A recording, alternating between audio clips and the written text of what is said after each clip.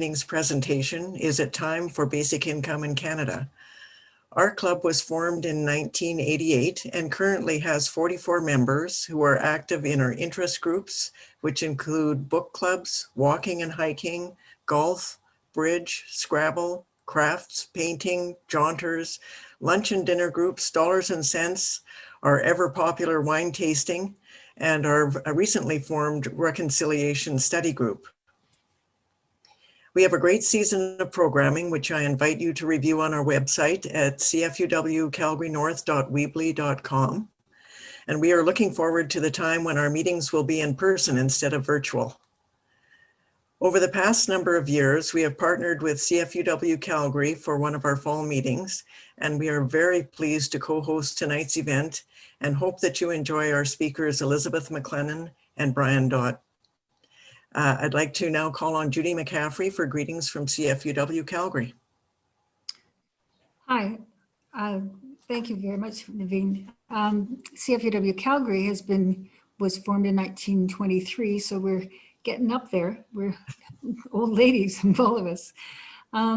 Welcome to Elizabeth and Brian, and thank you for sitting in on the big chitty chat that we had so you can learn more about us.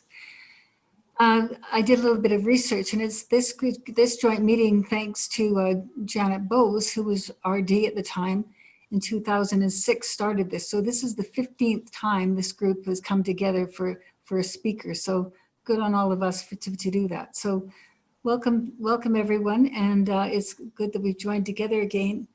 A little bit about our group. We, of course, will be Zooming this year. We had the opportunity to have a gathering in the summer. We had a pancake breakfast, thanks to Joan Sandon's acreage. And the church where we usually have our coffee party allowed us to use their parking lot. So we were able to sit in the parking lot and have an ice cream social. So we did get together a couple of times, and we'll be anxious to be able to get together again soon. So thank you. Look forward to hearing your presentation and the questions that come afterwards. Thank you so much. So my name is Lynn Gaudette, and I'm a member of CFUW Calgary North, and I'll be your moderator for tonight's presentation. Okay, about the national organization, Canadian Federation of University Women, is a nonpartisan, voluntary, self-funded organization with over 100 clubs located in every province across Canada. Since its founding in 1919, CFUW has worked to improve the status of women and to promote human rights, public education, social justice, and peace. Every year, CFUW and its clubs award close to $1 million in scholarships and creative arts awards. Clubs provide their members, as we've seen, with lifelong learning opportunities, as well as leisure opportunities and advocacy opportunities. Our key issues have been in the areas of violence against women, child poverty, child care, and more recently, reconciliation is a large initiative of CFUW. Finally, CFUW also holds special consultative status with the United Nations through the Education Committee of the Canadian Commission for UNESCO. CFUW regularly sends a delegation to the United Nations Commission on the Status of Women. CFUW is the largest affiliate of Graduate Women International, which represents women worldwide. So with that backdrop, I'll now introduce our two guest speakers who've come to us tonight through their involvement with the Calgary Alliance for the Common Good. This is a local advocacy group with several different advocacy initiatives, one of them being the promotion of a basic income for all Canadians. Elizabeth McLennan, who was kind enough to make tonight's arrangements with me, is the leader of the Basic Income team at the Calgary Alliance for the Common Good. She has a lifelong passion for social justice and comes at this topic after a 40-year career in journalism, public relations, and communications, working across North America, in Europe, and New Zealand. She cut her teeth in the environmental movement and the women's movement in the 1960s and 70s, as many of us did as well. In retirement, she has channeled her energies into advocating for a basic guaranteed income, as well as her other pet causes, which include LGBTQ rights, food security, and mental health. Brian Dodd spent his 43-year career as a project manager and director in the petroleum sector. During his retirement, he has devoted himself to action on two major issues. One, growing inequality, and two, climate change. His interest in inequality quickly led him to the basic income concept. He was instrumental in helping create Basic Income Calgary and has been a co-chair for the past 4 years. More recently, he was instrumental in helping create Basic Income Alberta and is a member of the Canada Coalition, a network of basic income action groups from across the country called the Basic Income Canada Network. Please join me in welcoming these two most knowledgeable guests who will address us tonight on the concept of a basic income for all Canadians as better social policy. I will now turn the floor over to them for about 40 to 45 minutes, and then we will open it up for your participation. During their talks, you are welcome to use the chat room if you wish to send questions or comments, and we are monitoring that. And after the presentation, I will explain how to ask questions directly. All right. Thank you. I'll now turn it over to you, Brian and Elizabeth. Well, thank you very much, Lynn, and everybody else for having us here tonight. I'm going to start off, and then Brian's going to take over, and then I'm going to come back again for just a brief minute before we go into questions. So Canada already has a couple of successful basic income, well, income-like programs. Does anybody know what they are? I don't see it. Oh, Victoria does, and I can't see everybody. We've got 3 full pages here of people. So, okay, what they are is the basic income for seniors. Many of us here probably benefit from that. We have old age security, and then there's the guaranteed income supplement for people who have that as their sole source of income. This actually has helped lots of seniors to live better. They used to be in the highest poverty rate. The majority of people in poverty were seniors. Now that's dropped and they're the lowest. And all it took was a pension and a guaranteed income supplement to try to give them enough to really live on. It functions as a basic income because every senior is eligible. And if you have a low income, you get a little more. So the second program, and both of these seem to be largely supported by Canadians, is what looks like a basic income for young families, which is the Child Benefit Program. And it provides better equality for children living in poverty. It was enhanced in 2016.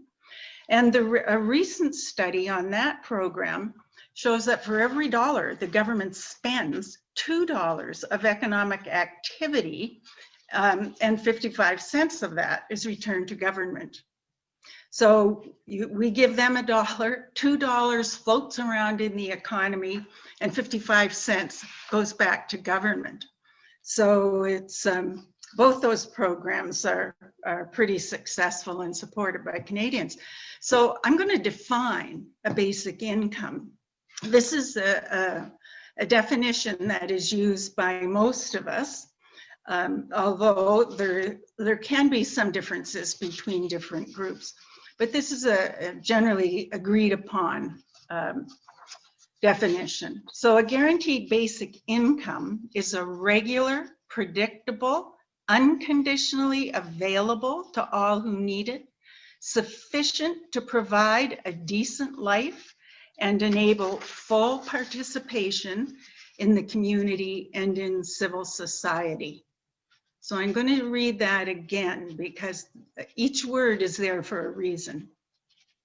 A guaranteed basic income is a regular, predictable income, unconditionally available to all who need it, sufficient to provide a decent life, and enable full participation in the community and in civil society.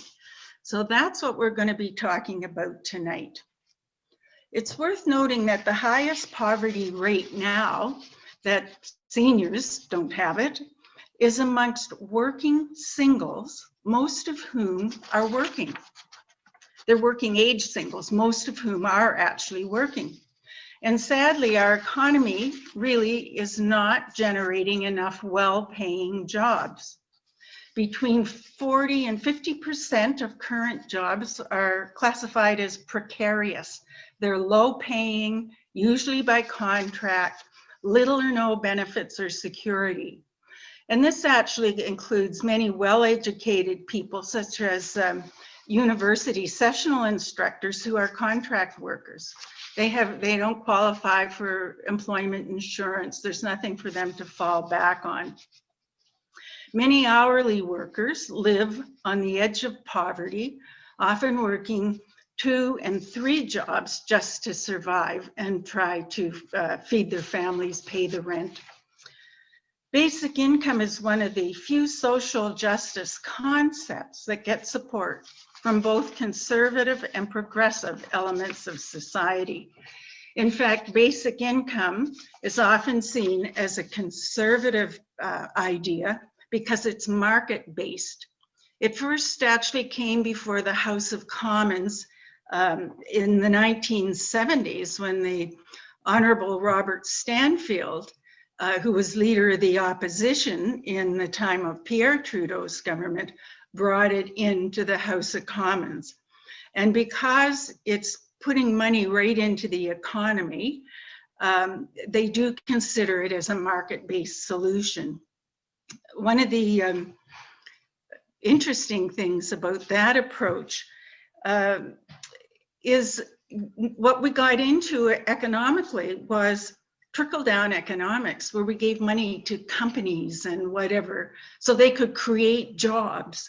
And that, over the years, has kind of disappeared. The jobs that are out there now are not the jobs where one person can work and somebody stays home with the kids or whatever. It takes 2 people working full-time usually to have a decent quality of life. So what do we know about basic income? In Canada, we've actually had 2 basic income trials. The first one went from 1974 to 1979, and it was called the Mincome, and it was in Dauphin, Manitoba. It was a town, or maybe I guess it's hit city status, but about 10,000 people lived there.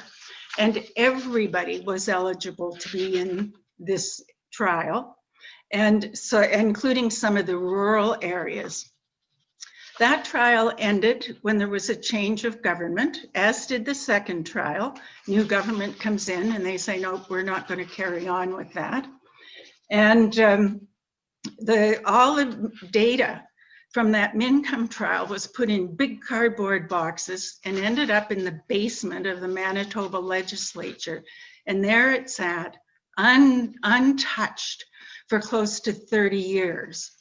And then Dr. Evelyn Forget at the University of Manitoba, who is a health economist, started to wonder what happened to that. And she actually went to the legislature, dug around in the basement, found all these boxes with the data in it, and she started to put that together.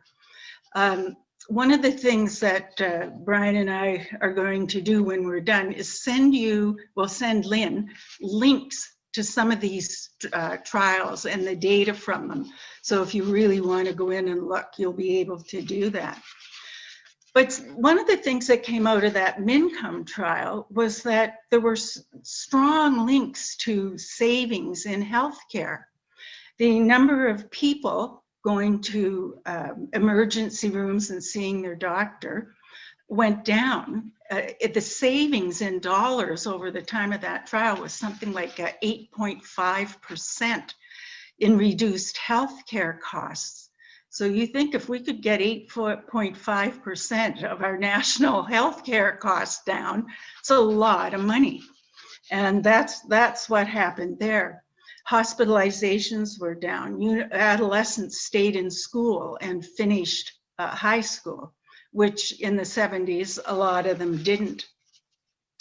Other studies show that healthcare costs for people living in poverty are about 2.5 times those of people who are food secure. And so there's savings to be realized there too. And people retrained and created jobs. And I listened to a woman who was interviewed year or so ago.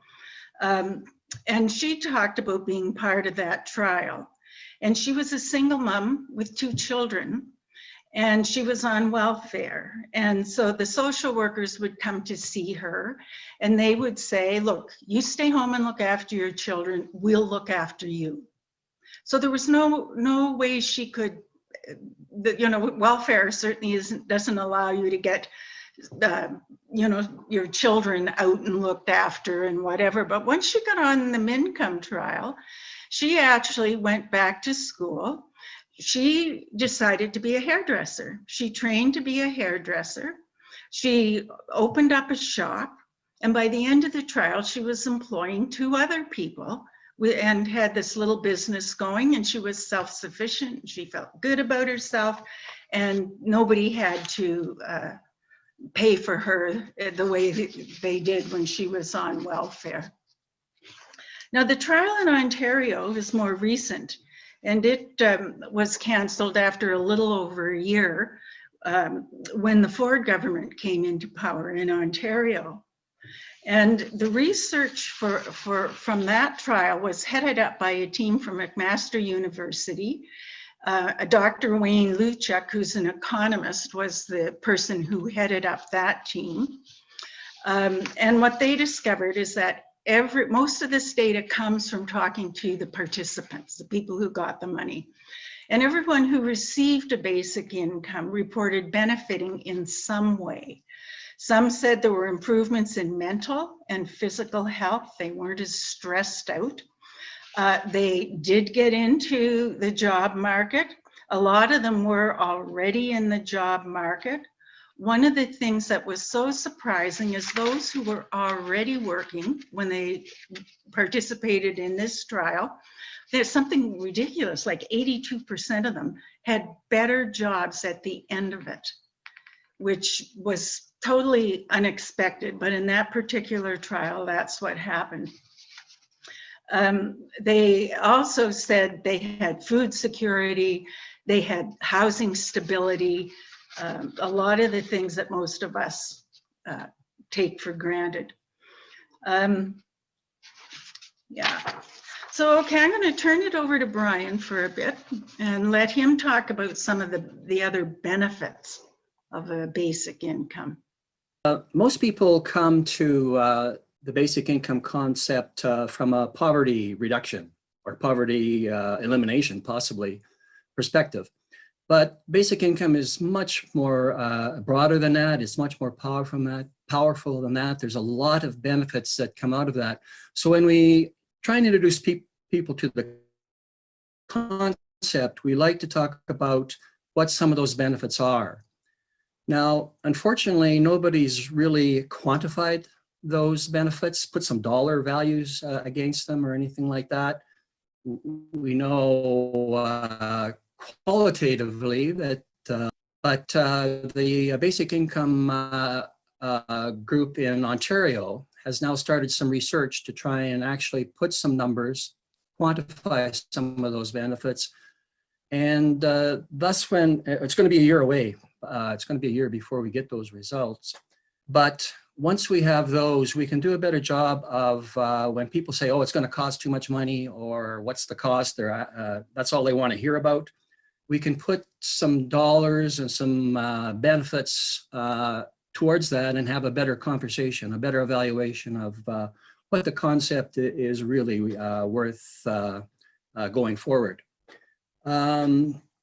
So some of those links, Elizabeth just talked about healthcare. We have some evidence that healthcare costs would be reduced, or we could use them much more effectively, coming out of the income study and some other studies. So that's a big one. As Elizabeth said, we spend a whole lot of money on healthcare, and if we can reduce that, especially now as we are struggling with debt everywhere, that would really be a big benefit. Some of the other benefits, there should be a link to criminal justice costs. As people get enough income that they can meet their basic needs, they tend to back away from petty crime. Because they're under less financial stress, they tend to back away from alcohol and drugs. And those are two of the big drivers around a lot of the criminal justice costs and activity. So there should be an impact there. And also tied up in there is domestic violence and domestic abuse. When people are in financial stress, that tends to exacerbate those kinds of issues. And if they have enough income, presumably some of those things would be, if not nullified, at least reduced. And if a person knows they have a basic income, it's going to make it easier for them to get out of those situations. If they are in an abusive relationship, they have a backstop, which would enable them to maybe make it easier for them to escape from that situation. Another impact is on the economy itself. Again, Elizabeth talked a little bit about that in the child benefit. When people who are living in poverty get enough income to actually live on, they're going to spend that money immediately, and it's going to go directly into the local community.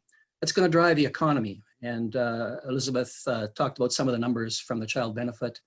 The conservative types tend to ignore that benefit and discount it, ignore it, whatever the right word is.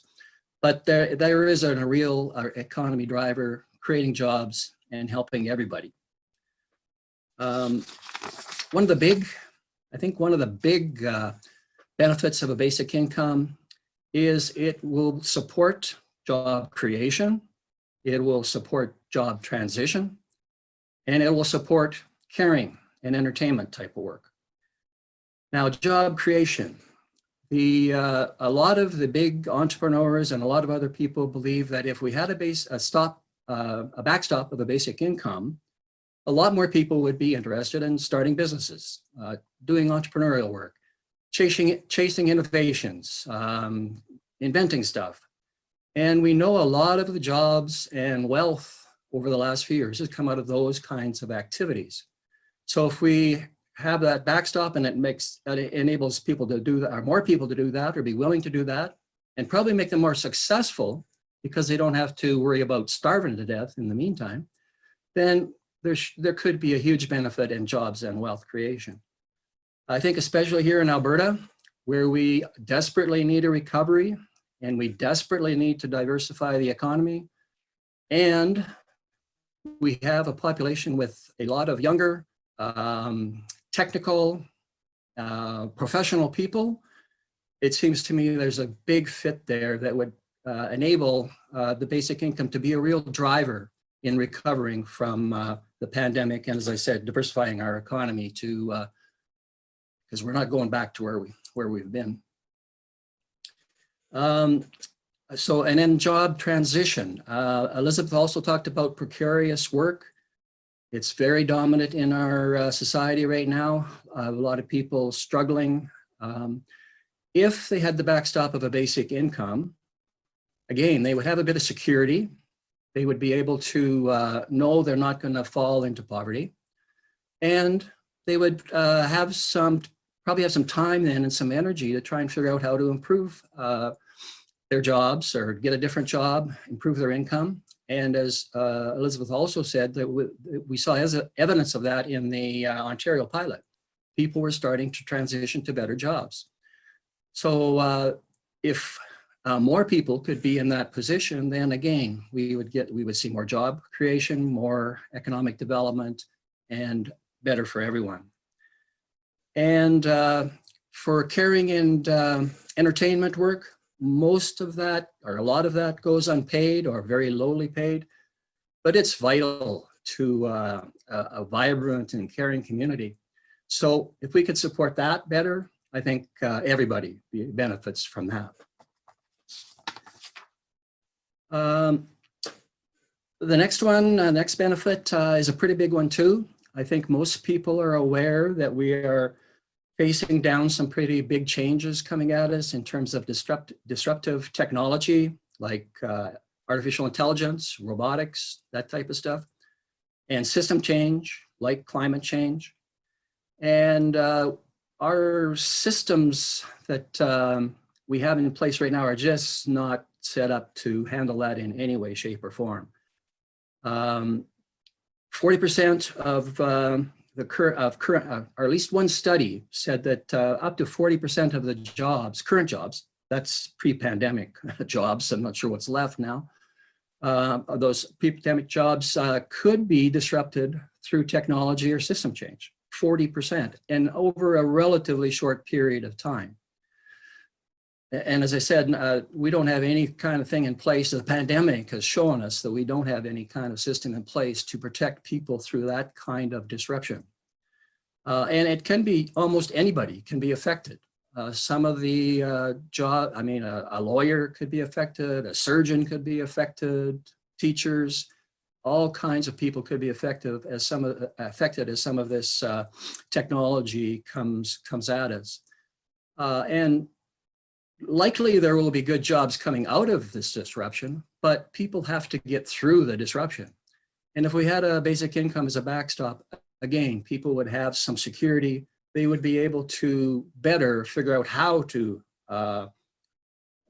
transition, where to go, what kind of job to get, what kind of education to get, and pursue that and kind of ride through the disruption a little better. And coming out of these disruptions, there are going to be some good things. We want to take benefit of them, but we have to get through the disruptions. But some of the benefits coming out will be cheap energy, cheap transportation, cheap almost everything. So clean almost everything. We want to do this stuff. There will be some benefits. As I say, we got to get through this disruption without people being totally destroyed almost. Many people believe, even before the pandemic, a lot of people were thinking that if we need a basic income, we just have to have one to get through these disruptions. It's just not an option, or something like that.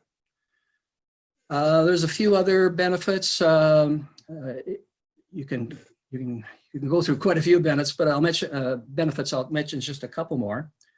The basic income would be a more efficient and effective way of delivering benefits to people. Right now, we spend a lot of money policing and administering some of our programs. It would be much better if we get it straight into the people's pockets so they can do what they need to do with it. And that's what the basic income would do. The other one I'll mention is gender equality. I already mentioned a little bit about support in being able to move away from abusive relationships or abusive situations. And at the lower end of the, everybody would get the same amount of money from a basic income, depending what your income is. So it would be, it'd be sort of an example of equal pay, equal gender pay, at least at the lower levels. So I think that, that'll be kind of a quick go through of some of the benefits. Just a word about COVID-19, I've mentioned it a few times, but what COVID has done, there was quite a bit of interest around basic income building prior to the pandemic, but when the pandemic hit, it just went over the top because people could see the the COVID kind of put a spotlight on the deficiencies in our system and the fact that we cannot protect people from any kind of major disruption. So it's telling us, I think, that we have to do something. And we think a basic income would be a very effective response to what has been going on and to the recovery that we need to try and create coming out of it all. And it has also showed that women are in greater precarious positions than men are. So that's between Elizabeth and myself. We tried to give you kind of a fairly quick introduction of what a basic income is and the benefits, some of the benefits, at least an idea of what the benefits are. I like to try and summarize everything in one sentence, and I say a basic income is an investment. It's not just a cost, and it's for everyone, because just about anyone might benefit from it in the future. So Elizabeth mentioned a couple of links that we have given to Lynn. One was around the pilots, the MinCom and the Ontario pilot. There's another one we'll give you a link to. It's the Basic Income Canada Network developed a report called Policy Options. And what they did there was actually costed out 3 different levels of a basic income and also tried to figure out how to fund it. So if you use that link, you can go to that study and get a better idea of what some of the numbers are and how they propose to fund it. They did it all through changes to the income tax system, changing the ranges a little bit and tweaking the percentages a little bit. I personally think there's other ways that we can fund it, things like wealth taxes, and I know a lot of people won't like, but inheritance taxes. Inheritance tax I like because it kind of, it goes to reducing inequality. Inequality is fed by people with money giving it to their kids and their kids doing very well. And so an inheritance tax would be a way of dampening down some of the inequality growth that we're seeing. And I think that I emphasize, that's my personal opinion. That's not the Basic Income Network position. So if you want to get into more detail, there's lots of stuff going on. So there's Basic Income Calgary has got a new website. We've got a new people helping with that now, and I've got a pretty good website now, so you can go there for information. Basic Income Alberta is up and running now just over this summer, and their website is going to be good. They're going to get in good shape. Basic Income Canada Network has been around for quite a few years, and they have a lot of information on their website, so you can go there. And Coalition Canada, which is the network of all of the basic income groups across Canada, they're just getting their network up and running, and it should be interesting because that's where a lot of the action takes place. Is there deciding what to do and how to do it and all that kind of stuff is kind of for across Canada at least is focused in that Coalition Canada group. Also, the Calgary Alliance for the Common Good have a lot of information on their website now, thanks to Elizabeth and her efforts from her small team there. Hopefully that gives everybody a good introduction, and we can address some questions to fill out that information a little bit. And I guess, Elizabeth, you back. Yeah, I want to come back for a bit, Brian. Thank you. When we talk about a basic income, you hear the term universal basic income and a basic income guarantee or a guaranteed basic income. They're often used interchangeably, but they are different. With the universal basic income, everybody gets it. It just goes, doesn't matter whether you need it or not, it goes to everybody. Some of it will come back in taxes, some of it won't.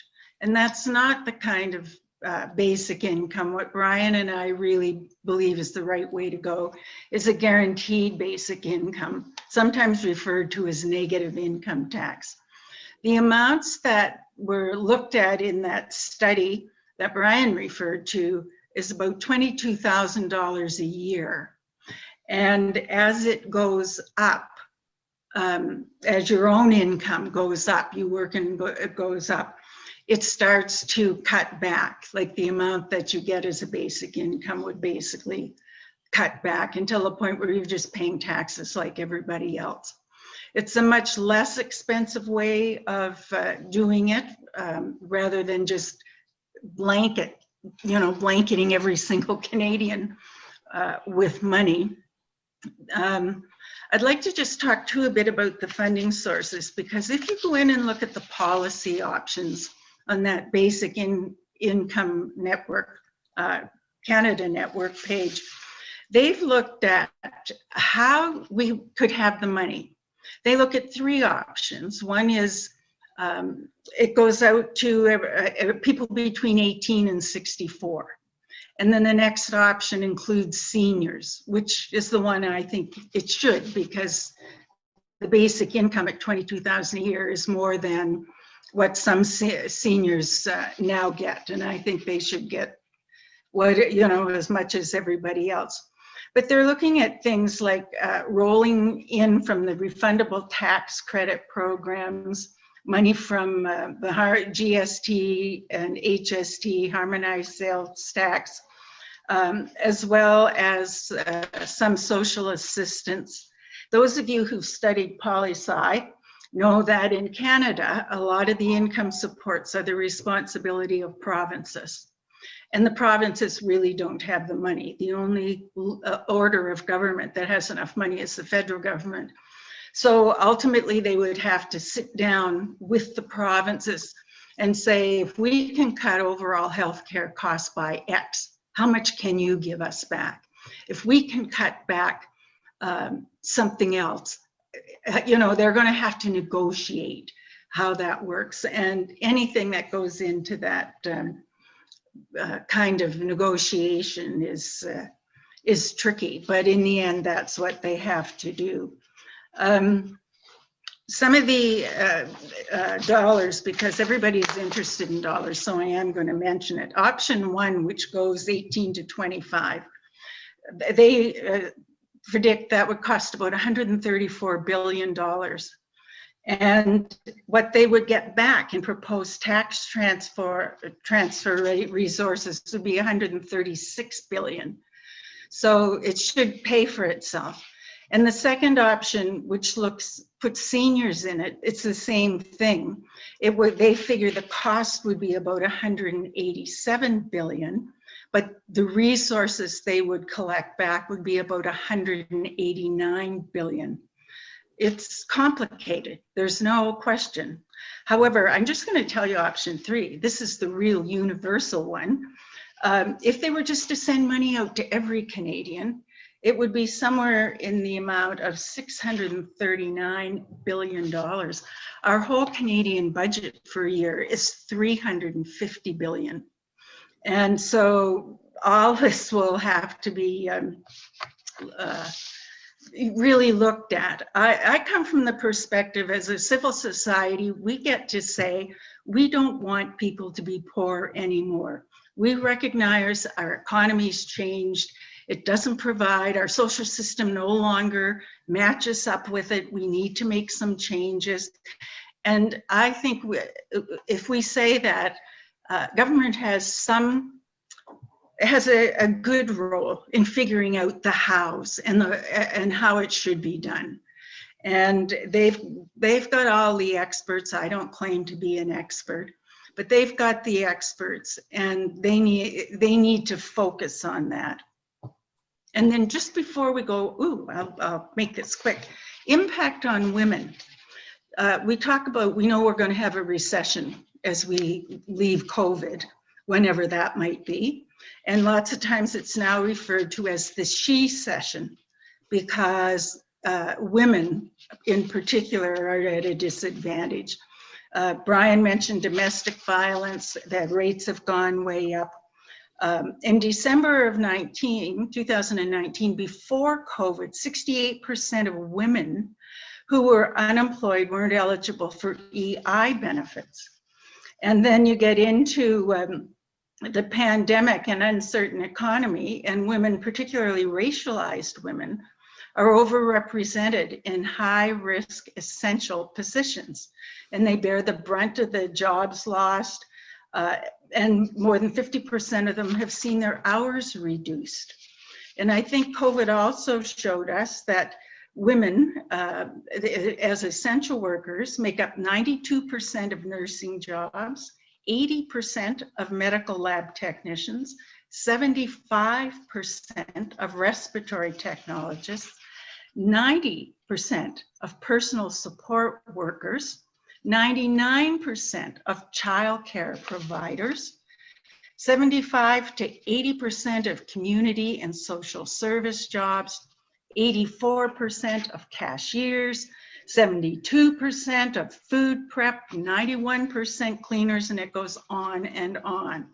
So our lives and our economy depend on women. And a basic income, I think, must be pursued along with living wages, pay equity, and closing that gender wage gap. And basic income, I think, can help with a lot of that. So I guess we're ready to go to questions. Lynn? Thank you so much, both Elizabeth and Brian, for absolutely fascinating concept, and seeing it as an investment in human beings and in the quality of life for us all. We're going to go to the audience momentarily, and Heather Hill has been monitoring the chat room, and I'm going to go to her as well. But I'd kind of like to start off myself by asking a question of clarification, because I must confess I was using the terms interchangeably, like a universal basic income, and I didn't realize there was a difference with a basic income. So I don't really have a clear idea of what is the delivery mechanism here. And I assume it's taxable at the other end, but would it work like CERB, a basic income, where you get the money in your bank account and then at tax time it's clawed back if you didn't need it? Or I don't really have the mechanism as to what basic income would look like. Yeah, and that's difficult. That's a difficult question. It's not like CERB. The issue with CERB was if they got $2,000, they could earn up to 1,000 more. If they earned 1,001, the 2,000 totally disappeared, leaving them with $1,000. So nobody wanted to go off CERB. That doesn't happen with the basic income. So there's a built-in incentive to work.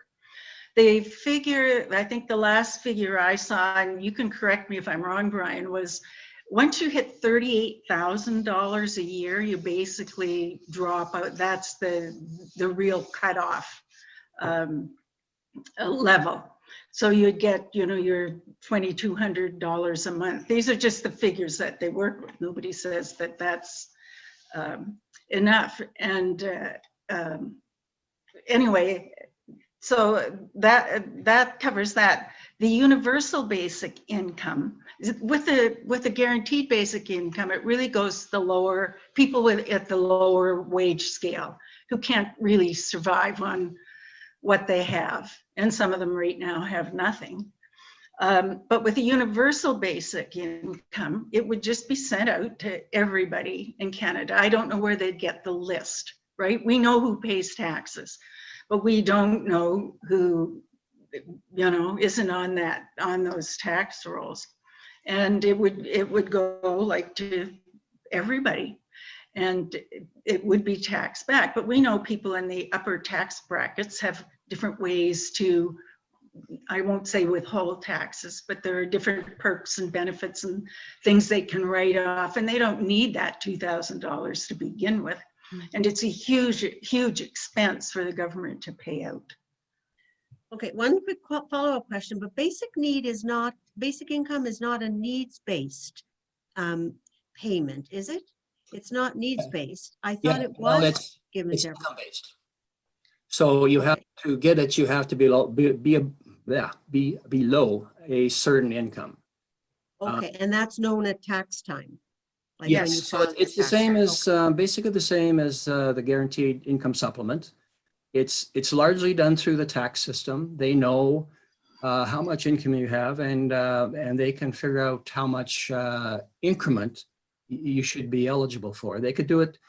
See, that's one thing that's another thing we didn't mention that's good about the basic income is it would be not easy, but it would be fairly straightforward to implement it because we've got all the mechanisms in place. Mhm. The guaranteed income supplement and the child benefit is handled in somewhat similar fashion. It's all through the tax system. And you don't have to go to a social worker and plead your case and make certain promises, and it takes that demeaning aspect out of it. Right. And the cost, you know, of all of those workers, like Yes. Mr. Kenny's always talking about cutting red tape. Like, here's an example of where you Yeah. could do away with an entire enforcement bureaucracy, you know, Yes. and okay, I'll Um, ask, I don't know if you'd get, oh, sorry. I don't know if you get rid of it, but the people could be, at least some of them could be doing a lot better job of actually helping people Mhm. they need rather than policing what they can't have, sort of thing. Mhm. Okay, I'm going to turn it over to the participants now. Right now, let me see if I'm seeing any I've hands. got a good question here, I Okay, think. go ahead, I'm Heather. moving Yeah. forward. Okay, it's from Susan Miller. And the question is, who or what has been the experience of other countries or districts besides Canada who have tried some version of a guaranteed income? That's interesting. There have been other trials. The one you hear most about is Finland, where it wasn't as successful as our Canadian trials have been. But a successful trial has to be geared to the country and the culture and dollars and whatever. So I would go with the results in the Canadian trials. I don't know, Brian, do you know anything more about? There's not been any broad tests. Like Finland was probably one of the broadest. It was countrywide, but it's a pretty small country. Mhm. But there's been all kinds of experiments. All over the world, there's been little experiments. Like you go to Africa, there's all kinds of groups giving the very poor people, say, $100. And that $100, people know what to do with it. They buy a cow, or they buy something like that, or they buy fertilizer. And even if they lose the $100, they're all, if it doesn't go on, they're better off. They now have a cow that they can sell milk from, or they have better crops, or so there's all kinds of examples of it working and benefiting people very effectively and very efficiently. I mean, there was quite a few experiments done in the States in the 1970s, the same time the dolphin experiment was, or pilot was being done. I think I don't have much information on those, but they almost implemented a basic income in the 1970s. President Nixon came within a whisker of implementing one. And I believe firmly if they would have actually done that, we would have a difference. The United States of America that we have now would not, it would be a lot different if they would have actually done something to help those people who are well, not so well off. There's a lot of interest there's a lot of interest in Europe, especially right now, but they tend to go to the universal type. It's kind of a rights-based movement. And plus in Europe, they already have a pretty good, most countries have a pretty good social network. So it would not be that costly for them to go that extra step. There's just a whole lot of interest and activity right now, but I wouldn't say that there's any. Yeah, I think Elizabeth is right. The MINCOM study that was done in the 70s and the evaluation done recently is probably some of the best data we got. Okay, I have a follow-up question that kind of connects to that and to some of what you had said earlier. And would it work best if we also had a more comprehensive public health care benefit program, such as pharmacare, dental health, vision? How would that impact? One of the things I think people need to understand about basic income is It isn't really the be all and end all. We will always need a housing policy. We will always need healthcare policies. We will always need, even if people on AISH, for instance, were to go on a basic income, they are still going to need other supports that need to be provided to them. So it's, I don't know, does that answer the question? I think those are all great things. I would love to see pharmacare. I would love to see whatever. My daughter is a sessional university instructor who is a writer at heart and writes, but can't support herself on her writing. Artists, like, you know, we would be so much richer if people in the arts and whatever had something to fall back on. Yeah, and I think for sure you'd have to have some sort of affordable housing system in too, because you can't adjust the basic income enough to handle different housing prices and different disabilities and that sort of thing. So you're going to have, it's part of a basic income would be part of a overall social safety net, overall program.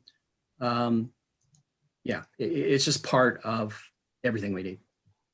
Is it your sense that there's any buy-in from any of the political parties, either nationally or provincially? Yes. The federal Liberals, for instance, I thought we'd see something in the throne speech, but the surveys that they've done with their own members, the #1 priority is basic income, and they will be going and having their convention shortly. That is an assured a place in what will be discussed, and it will come out as one of the resolutions. So they're certainly interested. The NDP's interested, obviously. I think it started as a conservative idea. I'm not really sure how much movement there's been there, but Hugh Segal, who was the EA for Brian Mulroney all those years, he's been pushing this for 50 years. And even Brian Mulroney said to Trudeau earlier on in COVID, you guys need to be looking at a basic income now. And so I think it's fairly, the support's widespread. It's not purely one party. And yeah, I think right now the Basic Income Network is has set up, asked for meetings with just about every MP. And we're having meetings, half-hour meetings with as many of them as we can, just to talk to them about basic income, get a feel for where they're at, what their issues are. We should be through that in the next couple of weeks, so we'll have a little better idea where it sits. I personally think that, and there's a few people think that the reason there wasn't something in the throne speech is either the Liberals are holding it for an election platform, or they're going to do it by stealth. We've got the CRB now. It wouldn't take very much for them to adjust the program, make it more basic income like, but make it permanent, make it a little more flexible, get people who have no income into it. They could do that on their own over the next parliament. And I personally think that's maybe what the tack they might be taking. Yeah, I heard initially, really before COVID, from a former cabinet minister that indeed it will be an election issue. Whatever the next election issue, that'll be one of the, key issues. We actually did a survey here in Alberta here over the summer, and even in Alberta, we had people saying 60% of the people saying they supported the basic income. Now, people don't want to pay for it, but they support the concept, and most people shouldn't have to pay anything for it. Okay, I'm just looking to see if there's a show of hands. Do you have any questions coming through the chat room or comments there, Heather? Pat Cyca has a question for us. Okay. I don't know if it's a question, more of a comment, but I taught the at-risk youth for over 20 years. And so I know they are not on a tax system, and we had lots of pregnant and parenting. And if it hadn't been through the school to help them fill out forms and go through the process, they wouldn't be getting child benefit, and they wouldn't be getting support for daycare and so on and so on. And the transient and the homeless, those that move from province to province and so on, that's a big part. They're going to be missed. Now, I know you got to start somewhere, but that is an area that is difficult. And, you know, if you're not already registered in some kind of social program so that they know about you, it's going to be really tough to get them toward it. Now, I'm not saying you start with CERB and transition and then work your way down, but it's certainly going to take time and sleuthing to find them and help them. I think that's right, Pat. And we have lots of really good organizations that kind of work on the street. Like I think about CUPS and the Alex and whatever. Once They miss the youth though. But They miss the youth because that's where I come from, and we know what it's like, because, you know, as soon as you make an appointment, they don't come. So, well, and you know what, that's a legitimate concern, because even the basic income schemes we've looked at start at 18. Yep. And we've got 15-year-olds needing it. Yeah. Anyway, that's my comment. Thank you, Heather.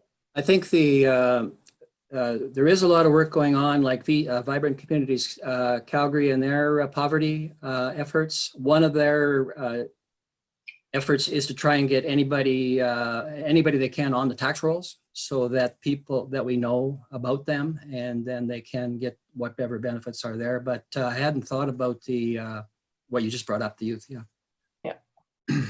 So here's another. Sorry. Here's another just a question, and it's more envisioning probably. So with the basic income, would the amount vary for different parts of the country? Because some areas are really more expensive to live in than are others. I think that's a really legitimate question. It costs a whole lot more to live in Toronto than it does in Calgary. It costs a whole lot more in Vancouver.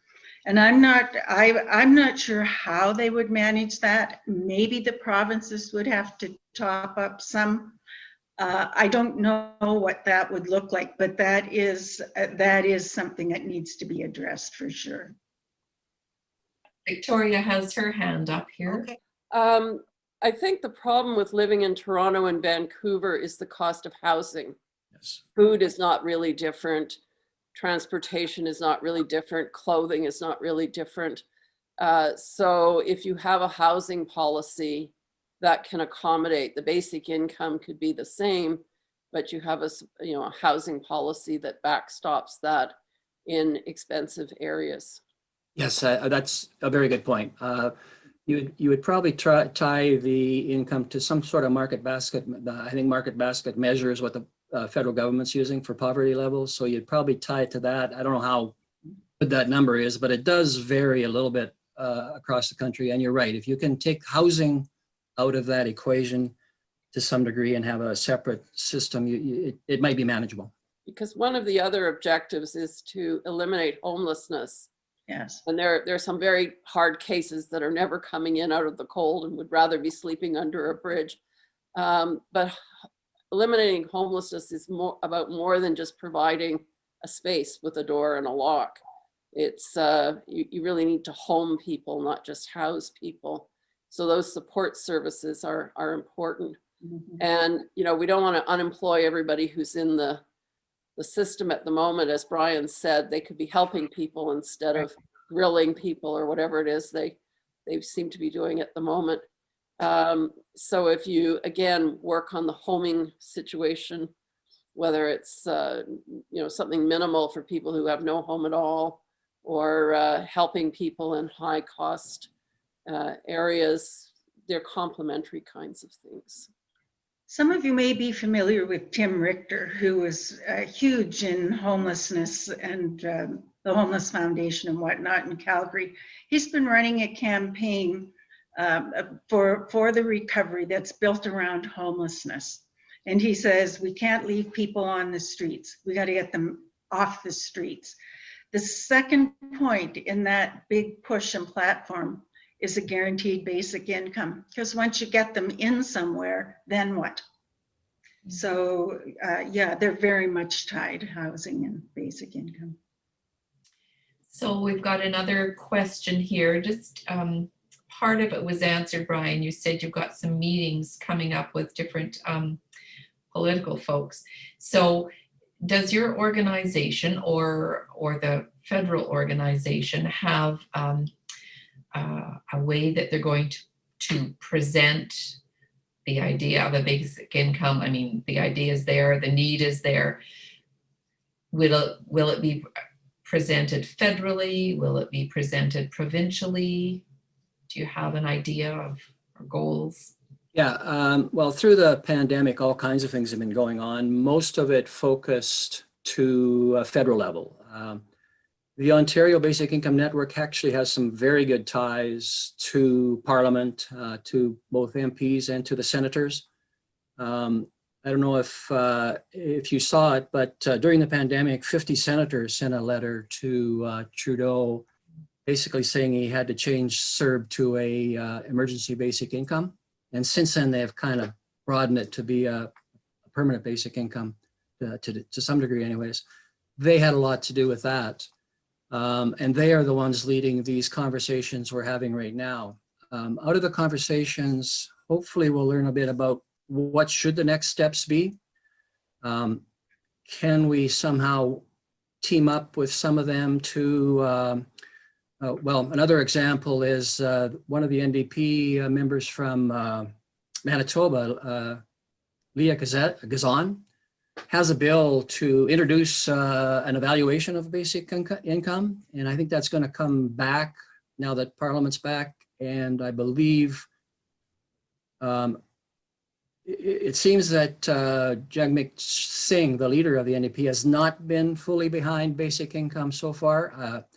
That might have changed, but that's one focal point we're trying, especially as long as we have a minority parliament. If we can get the NDP totally on board, that's important because they can maybe force the Liberals to do something. One of the things that surprised me, because part of what I did in my previous life was government relations for a major corporation. What has been a pleasant surprise as I've gotten more and more into the basic income thing is that most of these groups are fairly sophisticated about how they deal with the various levels of government. And from what I can see, they're using kind of the best practices that commercial corporations and things would use. So yes, the advocating is really good. With the Alliance actually sent a letter signed by its 32 members who represent 35,000 Calgarians directly to Trudeau and several of the top cabinet ministers, including Freeland, and I think Morneau at that time. So we sent that off. Then we encouraged all our members to write to their MPs. And almost every group has a campaign like that for its own members. You got to write, you got to do this. Just wanted to add that it appears that the Conservatives, at least down east, are now interested. Mm-hmm. We don't know for sure why, but Toole asked, the new leader asked somebody to investigate, but all of a sudden we're getting quite a few people, Conservatives talking to us and discussing. Even the financial critic, Poilievre, or however you say his last name. Poilievre. Poilievre, yeah. We've had a meeting with him. I haven't heard the results yet, but we met with one of the Calgary MPs this week. Oh. The Alberta MPs are a bit of a challenge, but at least we had a decent conversation, and he gave us some ideas of how we might talk about it and how we might pursue it. So there's a lot happening, but out of all of this, with the new parliament, all of the basic income groups are trying to figure out, well, what's what do we do next? How do we focus on Parliament, or do we focus on building the movement more, getting more people involved? What more do we have to do? And hopefully we can get some good clues out of the parliamentarians we talk to as to what we should do next.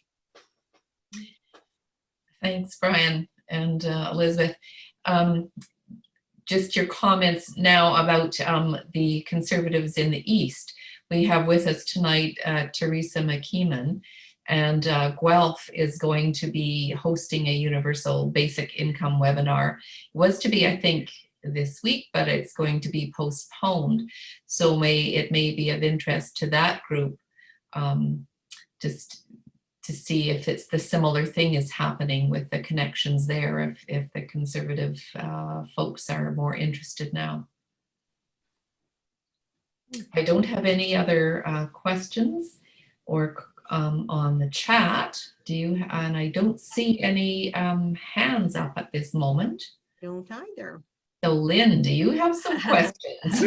Well, I'm really struggling with what I thought I understood before tonight. So I'm sorry if I'm beating a dead horse and everybody else gets it, but I still don't really understand enough to explain to my friends what's the difference between a basic income and a universal income, because what you had started with the definition, Elizabeth, and it's a regular, predictable income that's not based on need.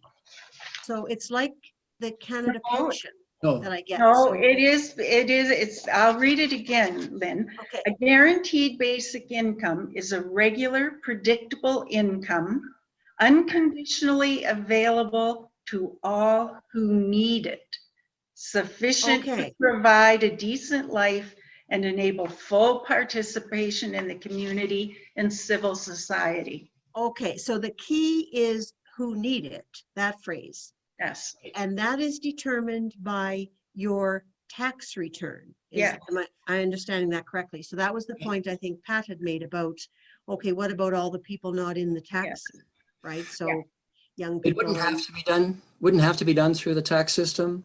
We have systems that are done that way, so it would probably be worth pursuing doing it that way, but it wouldn't have to be done that way. Okay, well, that sounds, promising, I think, because as was pointed out, homeless people, they're not working at all. And so they don't have that. I mean, it seems obvious to me that a basic income means a basic floor, that everybody gets this. In the Dolphin test or the Ontario test, do you know how those were administered? Were people sent like a check at that time? And They would get a check. Those who in Dauphin, everybody who signed up to take it would get a check every month. okay, And it would be based on their income up to a maximum. And the same with the Ontario. The Ontario pilot, the maximum was a little bit low. For some reason, they only went to 75% of market back MBM. So it was only, the maximum they could get was like 1,800, I think it was, or something along that line. mm-hmm. And it would be lower than we would, Okay, but a basic income in Calgary, we talk about it being universal. Everybody could get it if they need it. Everybody's eligible. everybody's eligible. Okay. Adequate so that they could live on it reasonably well. Mhm. It's individual, and that's key for like people living in abusive situations. If they want to get out of that, they know they can get a basic income sort of thing. So it's individual. It's a part of a full social program. And if you implement it, but nobody would lose. Nobody goes backwards. Those were the 5 principles we put together when we talked about a basic income. And with the CERB experiment that we've just been through, I can only imagine that's going to be studied by a lot of policy people. Am I right? That we're going to learn something from what actually happened. I would assume so. Mhm.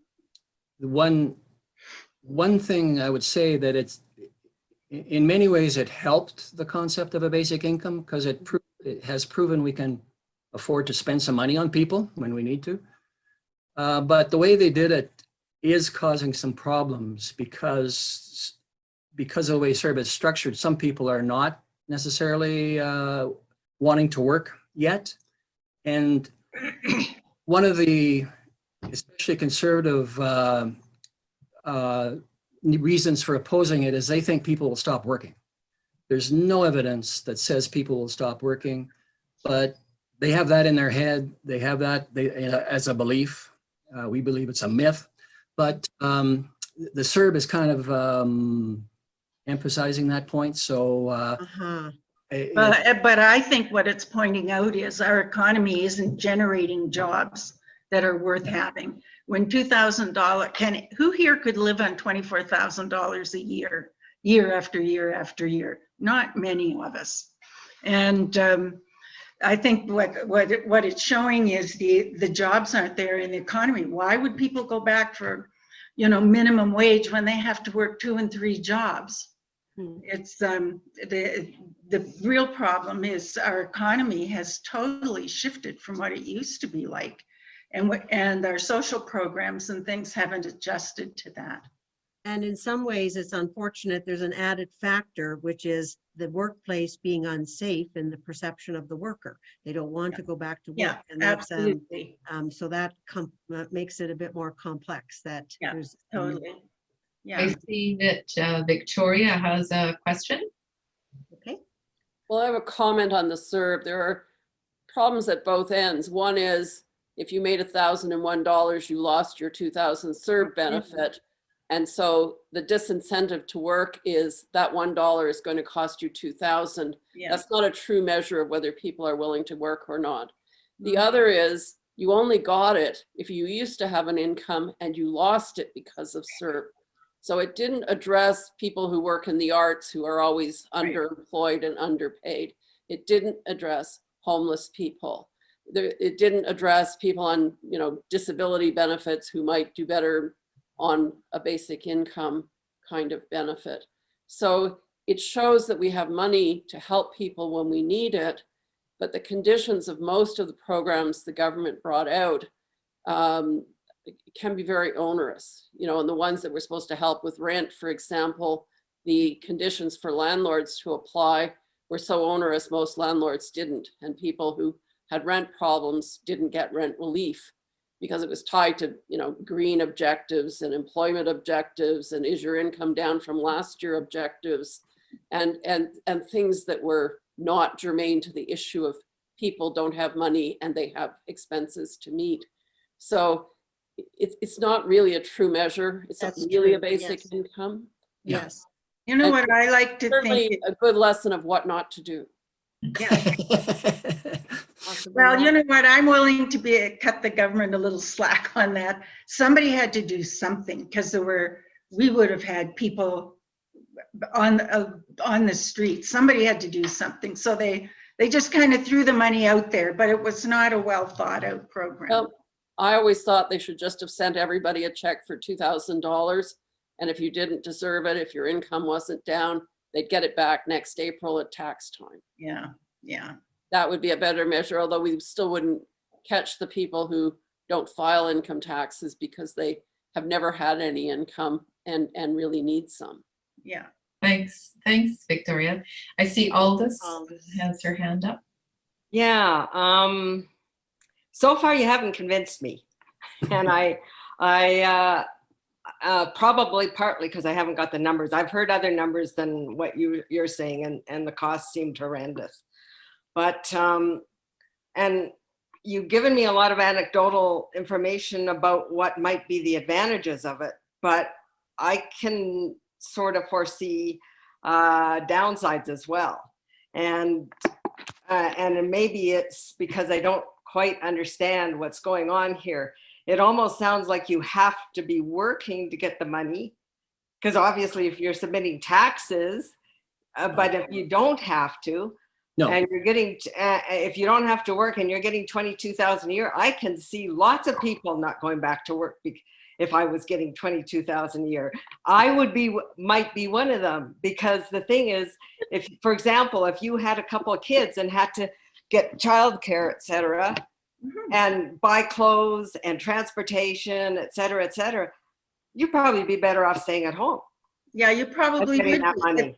That's a problem with our economy. Why is it that way? Why don't we recognize how important childcare is for women in the workplace? Like, I would agree. I would probably stay home too.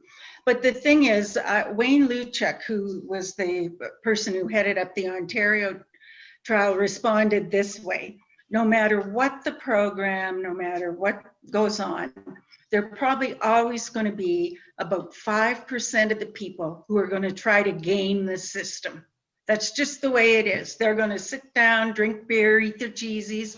But this watch is the football gaming games. system. This is just pure economics. For example, if a lot of the people that are working in childcare are pretty low paid. And so then they say, okay, they have a child at home, so they stay home. And then they don't work as a childcare person anymore. Now you've got to pay those childcare people more, which makes childcare people even more expensive. And then women couldn't afford childcare. So I'd like to, there's a lot of, I think, unintended consequences. And I'd like to have a lot more thought in that before I would support anything like this. Okay, so here's what I'm going to suggest you do, all this. Look at the studies that we're going to send Lynn. I'll send Lynn the links tomorrow, because I didn't develop this overnight either. You know, neither did Brian. We have dug and dug and dug, and we became convinced. So I'm going to suggest that you go out and you really look at the studies and the data. Like if our economy produces jobs, or we as a civil society say, oh, looking after kids isn't that important, we're going to pay those guys the minimum wage, $15 an hour. So that's something about how our society views children and views the value of women in the workplace. Our economy just isn't generating the kind of jobs we need it to. That's a bigger issue. And that has to be addressed. That's why they talk about the economic recovery. We need to reset our economic system. Even Mark Carney talks about a compassionate capitalism. And we need to adjust how our whole economy runs. But as for basic income, do spend some time looking at it. Well, I spent a little bit of time. In fact, I thought it was a reasonable idea at first. And my son talked me out of it. He thought there was all sorts of unintended consequences that could come out of this. But And that's why so far, I have never seen, with all the social programs that we've put in so far with the government, I have never, all that's happened is the taxes have gone up and up and up and up.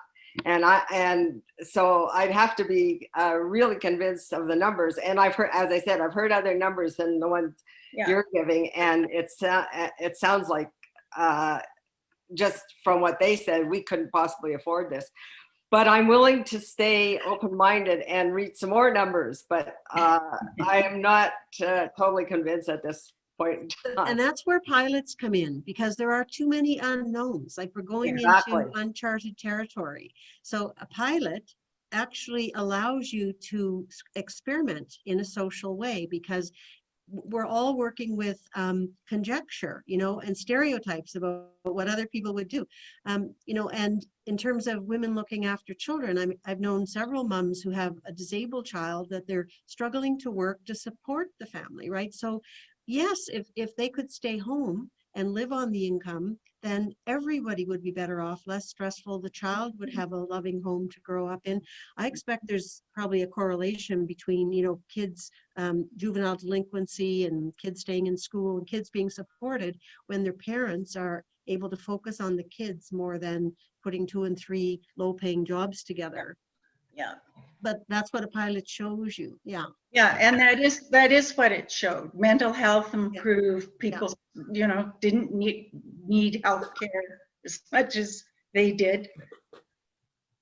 All right. The trouble with the pilot is what's happened twice already is they get halfway through the pilot and the government shuts it down again. So I'm definitely not in favor of pilots. I believe we have enough information to know pretty much, or to know that it would help. a lot. You're a whole hog type of guy, Brian. You just jump right in. Yeah, I'm working on basic income world next. Okay. Okay. On that note, I've got just okay, one more comment. Okay, I think we'll do that one more. would be Okay. worthwhile. We've got a few minutes. And the comment was from Teresa.